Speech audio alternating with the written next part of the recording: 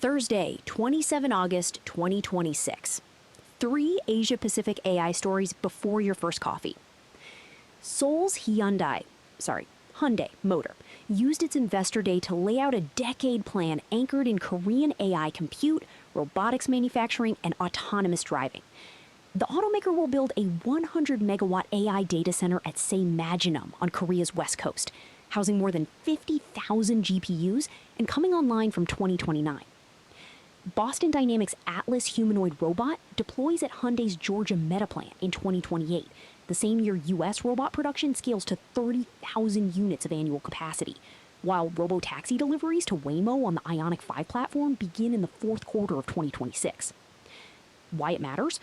Hyundai is converting itself from a volume car maker into an AI infrastructure and robotics conglomerate, and it is doing so with Korean sovereign compute rather than leasing capacity abroad.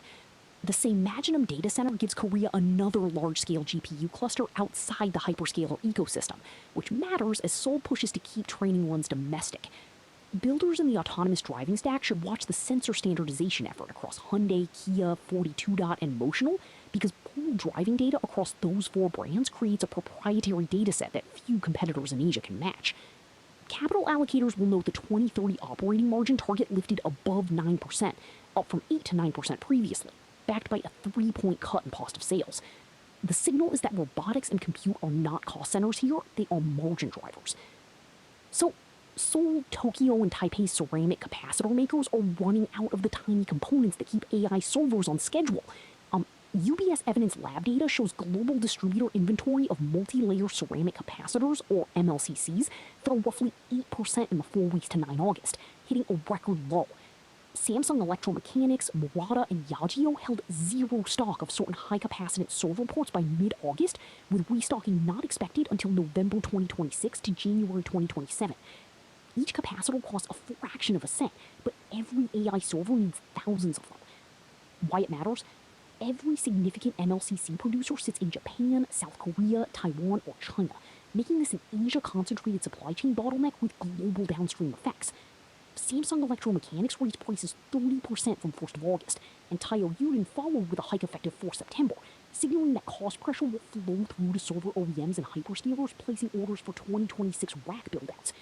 High-spec lead times already run 15 to 20 weeks, with some lines stretching toward 40 weeks.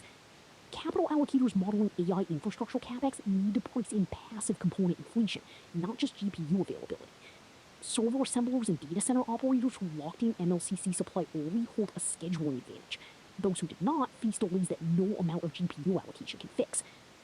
Now, open-weight models from Chinese labs now command a record share of token volume on Vercel's AI Gateway, a major Western developer platform, hitting 62% on Saturday, up from 28% just days earlier on 24 June. 4 of the platform's 5 most used models by token volume come from Chinese teams, led by DeepSeek V4 Flash. Artificial analysis prices DeepSeek V4 Flash at roughly 3 pennies per benchmark test, compared to $3.16 for the leading Western closed model, a cost gap of roughly 2 orders of magnitude. Why it matters? The pricing delta is now so wide that Western cloud providers are moving to host Chinese open-weight models rather than compete against them.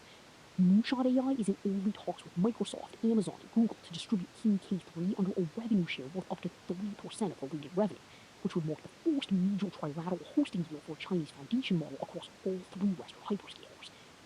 Downstream, OpenAI-backed legal tech firm Harvey has already post-trained its first in-house model, Harvey Tenet, on the open-weight King K3 base. Capital allocators backing closed model API plays in Asia-Pacific should watch inference margin compression closely. If the cost floor keeps falling, the value migrates from model providers to the application layer builders who can capture end-user willingness to pay. That is your AI and Asia briefing for today. Stay sharp, build well, see you tomorrow.